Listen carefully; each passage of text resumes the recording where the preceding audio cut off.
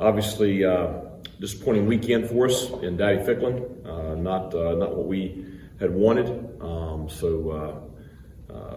Hats off to Houston for playing an outstanding game, but not the result that we desired. So we have evaluated everything and met a good bit on Sunday afternoon and kind of put that behind us, and worked on the things that we need to improve on, and quickly turned our attention towards a much improving Temple team. So it's going to be a challenge this weekend up in Philadelphia. Just watching the last 5-6 weeks of their season, they've improved drastically from the beginning of the year. Quarterback Warner is playing at a very high level, especially for a young player. Of course, he has really good bloodlines. I think defensively, Temple is very strong as usual. Very good up front, long on the back end, and I think they're looking more and more like what Temple faithful traditionally are used to, as far as just a hard-nosed, solid, very good football team. So it's going to be a challenge going up there and competing this weekend, but one that our players are very excited about. Our coaching staff is working very, very hard to make sure that we're prepared. I expect us to have a good week of practice and go up there ready to go. Questions?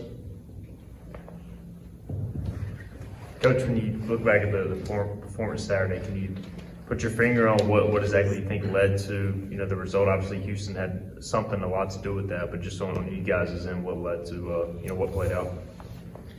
Well, I think it's a lot of that. I think it's almost kind of the perfect storm kind of deal. I think you have to acknowledge Houston, an extremely talented team. That's the reason they were picked to win our conference this year, and ranked in the top 15 or 12 whatever preseason.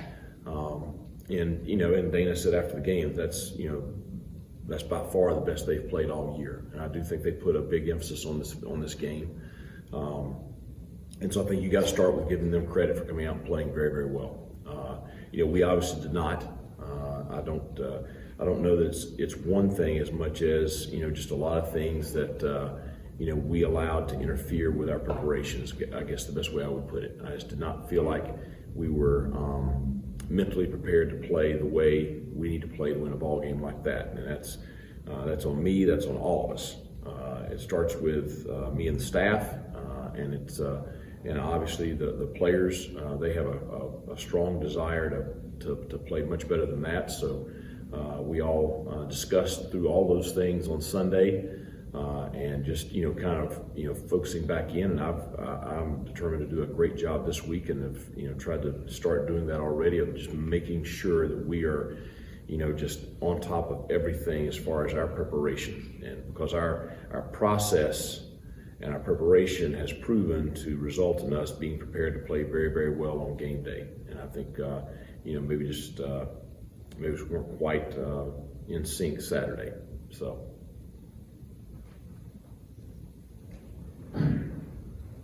Because you expect to see a Temple team that's going to throw everything at you. They have really nothing to play for, not a bowl game or anything. And they scored a bunch against Houston. They picked a field goal for a touchdown in that game, and they showed some things that they can do. Well, I think that, again, you look at the last half of the year, and I think they've played very, very well.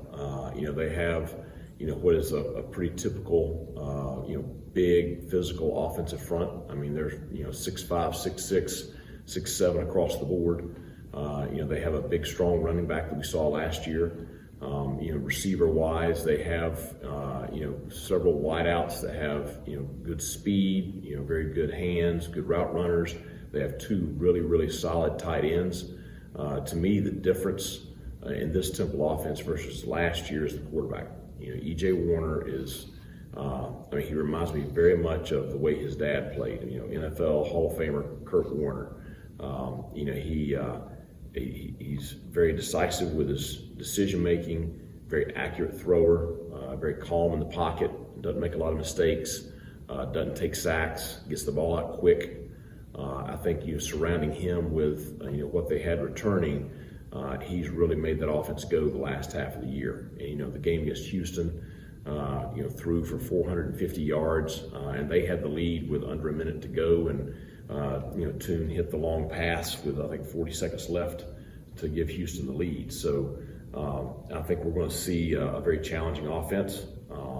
You mentioned the special teams play. The fake field goal against Houston was obviously, a big turning point in that game. And so, they've done a good job all year on special teams. We're going to have to be very well prepared in the kicking game. And then I mentioned their defense in my introductory comments. It's a big, strong athletic front. I think they're top 5 in the country in sacks this year.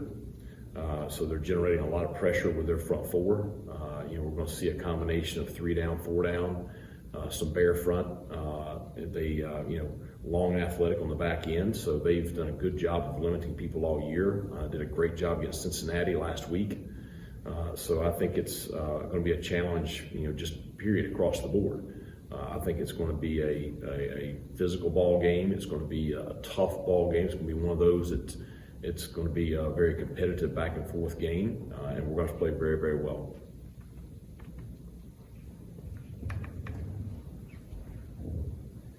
In the past, you've talked about there's not many things that defenses can throw a hole that he hasn't seen, as well as your offensive line's done a really good job protecting him this year. But this probably is the best front 4 you've seen with getting after the quarterback. What is your confidence level going into this week that they can keep holding off his back? Well, I believe in our kids every week. They've done a good job all year long, so there wouldn't be any reason for me to think otherwise. So they'll be prepared and ready to go.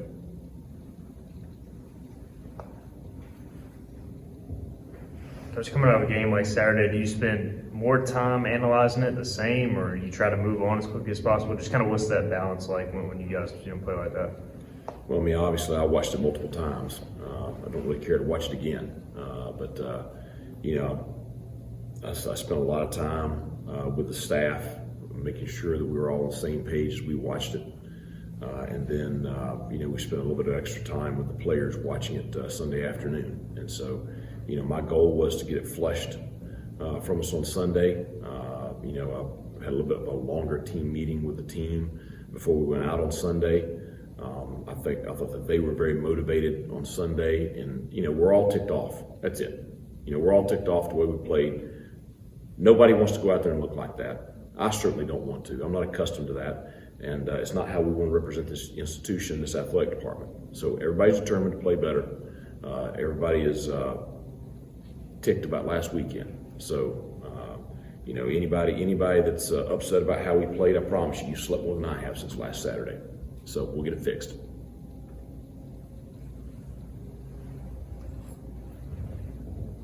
Going up to Temple, obviously a huge stadium, probably won't be the biggest crowd. Just how important will it be to bring that energy and be very engaged on the sideline, everybody that makes the travel roster? No doubt. I think that's why that's why it's so important that we have the correct mindset and mentality when we leave here on Friday. Our team prepared to play with the right mindset. We'll have great energy on the sideline. We'll have great energy on the field, and that's what we'll have to have. That's the way we want to play. That's the way all of us want to play, and so that'll be a big key for it.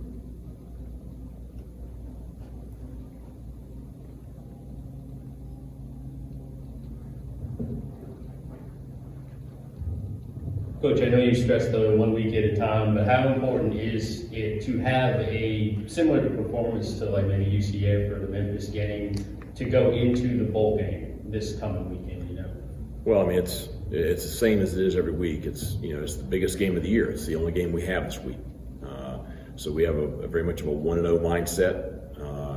We want to finish strong in the regular season, and that's everybody does. So that's obviously very important to us.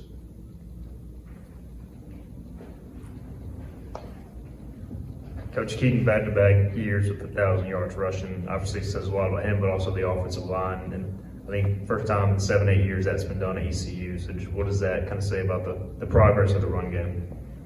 Well, it was obviously a big emphasis when I got here, and this group. It's why this group is important to us and important to the program, is they've done a lot of things that haven't been done in a long time. It's a great accomplishment by Keaton, but as you said, it's a great accomplishment by a lot of people. But I can promise you this, he would much rather have it in a win. That's the most important thing. Anything personal goal-wise and, stats or anything like that. That's stuff for the postseason. Right now his focus, I promise you, is 100% on trying to get a win this week against Temple.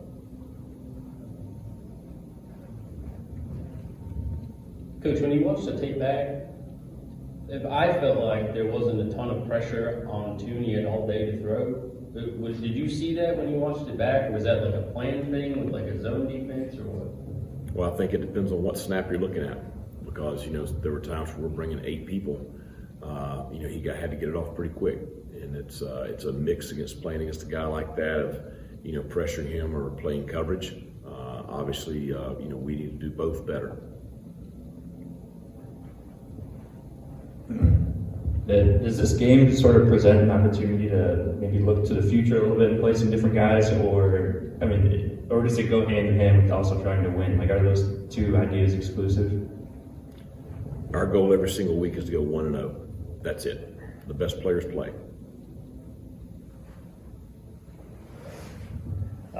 Noticed Lath was kicking off this past weekend. Just what went into that decision to give him a shot there? Just he competition in practice, and the need to have better hang time on our kicks. It's been a competition all year, consistently throughout the year. Owen has been kicking the ball with better hang time, and the distance has not been negligibly any different. The past 2 weeks ago, I thought that the kicks just were not. The hang time was not nearly there, and the distance was not there, and so we allowed them to compete throughout the week last week, and Lath was the better performer in practice, and so he kicked off the 2 times we kicked off on Saturday. They'll both compete again throughout the week this week, and whoever gives us the best opportunity is just like what I just made the reference to just a second ago. Whoever gives us the best opportunity to be successful will be the ones on the field. But it's entirely up to the kids and the way they compete.